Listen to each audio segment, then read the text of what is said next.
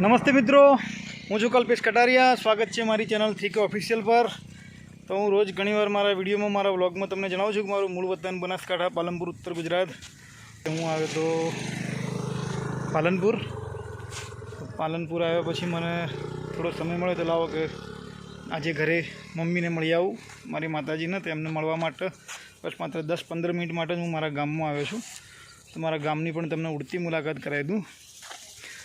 અત્યારે હું મારા ગામ સિસરાણા, તાલુકો વડગામ, જિલ્લો બનાસકાંઠા, મારા ગામની બોર્ડર પર. ચાલો મારા ગામની થોડી ઉડતી મુલાકાત કરાવું, અહીંથી ગામનું રસ્તો બતાવું અને પછી આપણે ગામની થોડીક ઉડકી મુલાકાત લઈએ અને ડિટેલમાં મુલાકાત પછી દિવાળી વેકેશનમાં કરીશું. ઓકે, ચાલો મારા ગામની મુલાકાત લઈશું આપણે. તો મિત્રો, હું છું સિસરાણા જલોત્રા રોડ ઉપર. આ જે સામે બાઇક આવે છે, મારા ગામમાં સિસરાણા જવાનો રસ્તો. દક્ષિણે આ ઉત્તરમાં જલોત્રા ગામે, ત્યાંથી આગળ પાલનપુર અંબાજી જવાય. અત્યારે હું આ બાજુથી આવ્યો. આ બાજુ ગામ છે હડમતિયા, બોર્ડ જે રસ્તો હડમતિયા, આ બાજુ જલોત્રા અને આ બાજુ સિસરાણા. ઓકે, અને આ એક્ઝેક્ટ સામે ગાડી આવે છે, ત્યાં જમણી બાજુ એક રસ્તો છે જે મારા ખેતરમાં જાય છે. આ ખેતર્યું એનાથી લગભગ 300 મીટરના અંતરે પાછળ મારું ખેતર છે. તો મારા ખેતરની મુલાકાત પણ આપણે દિવાળી વેકેશનમાં લઈશું. બસ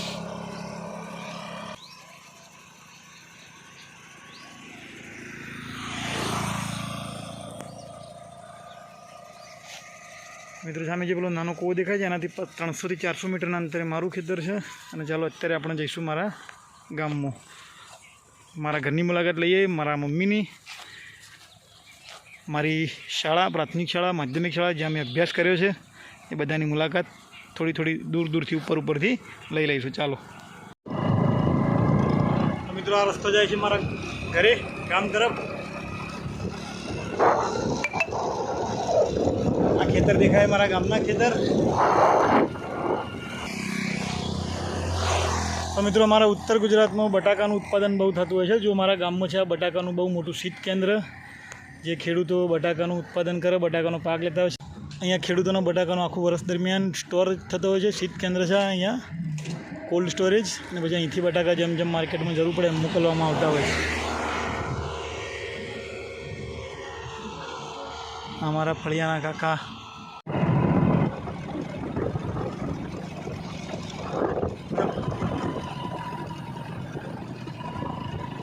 મિત્રો, મારા ગામમાં આવી ગયા છીએ આપણે. હજુ હવે ગામમાં આવતા પહેલાં જ ફળિયું,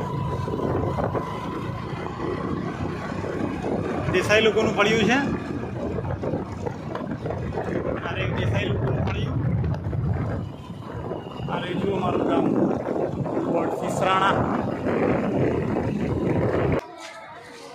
તો મિત્રો, આ છે મારી શાળા.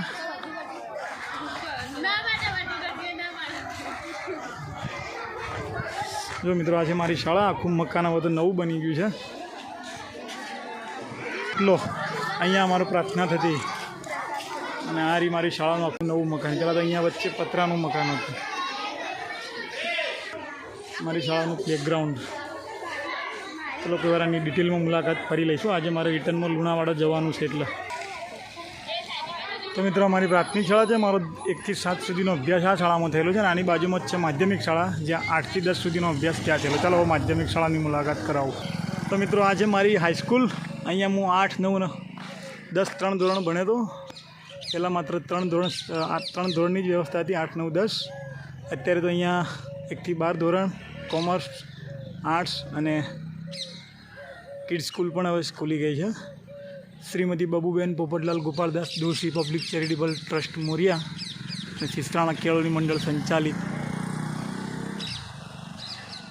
સિસરાણા માધ્યમિક શાળા, સ્થાપના 1960.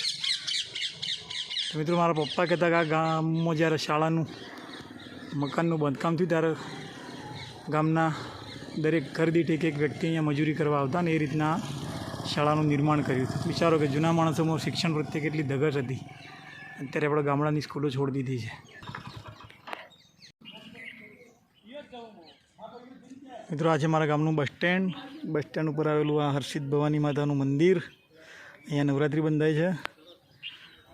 અને જો આ મારા ગામના બસ સ્ટેન્ડ ઉપર આવેલી પીંપળી, આ પીંપળી ઉપર હું નાનપણમાં બહુ જ ચડતો. અને સામે છે અમારા ખેમા કાકાનો ગલ્લો. ચાલો મિત્રો હવે જઈએ. મિત્રો આવી ગયું મારું ફળિયું. જે મિત્રો આવી ગયું મારું ઘર.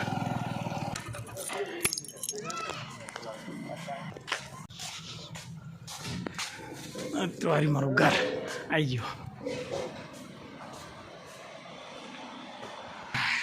જો મિત્રો મારું ઘર, મમ્મી, મારા પપ્પાજી. આ મિત્રો મારું મૂળ જૂનું ઘર. જૂના ઘરમાંથી પાડીને પછી બે ભાઈ માટે બે ઘર કરે. અમારા કુળદેવ જે મૂવી બહુ ફેમસ થયું છે, મહાઅવતાર નરસિંહમાં, મારા કુળદેવ નરસિંહ ભગવાન, એમનું મંદિરને એટલે એમનો આ રીતના પાઠની વ્યવસ્થા હોય. ભગવાનને છેલ્લે મુલાકાત થઈ એટલે બધી મુલાકાત આવી ગઈ. તો મિત્રો આ છે મારા ઘરનો પાછળનો ભાગ, જેને અમે કહીએ છીએ વાડો.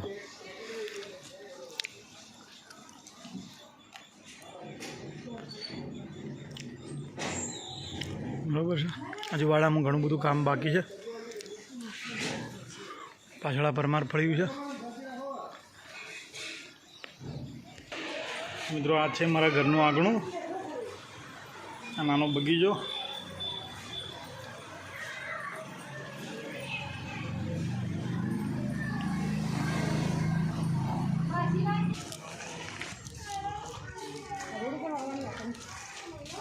આ અમારું ફળિયું.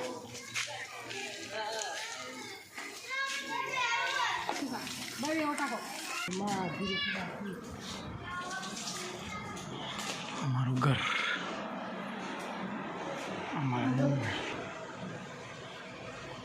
તો મિત્રો હવે મારા ગામની મુલાકાત પૂરી કરીને રિટર્ન જતા ખેતર બાજુમાં આવ્યું. જો અમારા ગામનો ખેતીમાં આ રીતના ફુવારા અને ટપક પદ્ધતિથી સિંચાઈ કરવામાં આવતી હોય છે. કેમ કે બનાસકાંઠાની અંદર પાણી ઓછું છે, એટલે આ રીતના ખેડૂતો ફુવારા અને ટપક સિંચાઈ પદ્ધતિથી જ ખેતી કરતા હોય છે ને ઉત્પાદન મેળવતા હોય છે. તો મિત્રો પાણીની પણ બચત, સમયની પણ બચત, વીજળીની પણ બચત અને ખેડૂતને મહેનતની પણ બચત. તો મિત્રો આવું છે મારું ગામ સીસરાણા. જો મારા ગામના ખેતરો અને મારા ગામના ખેતરમાં ફુવારા પદ્ધતિથી સિંચાઈ. ચાલો મિત્રો, કેવો લાગ્યો મારો બ્લોગ એ કોમેન્ટમાં જણાવશો. મારી ચેનલને લાઈક કરશો, મારા વિડીયોનો બને એટલું શેર કરશો, અને હા, મારી ચેનલને સબસ્ક્રાઈબ કરી બેલ આઇકનનું બટન દબાવવાનું ભૂલતા નહીં. ચલો આવજો.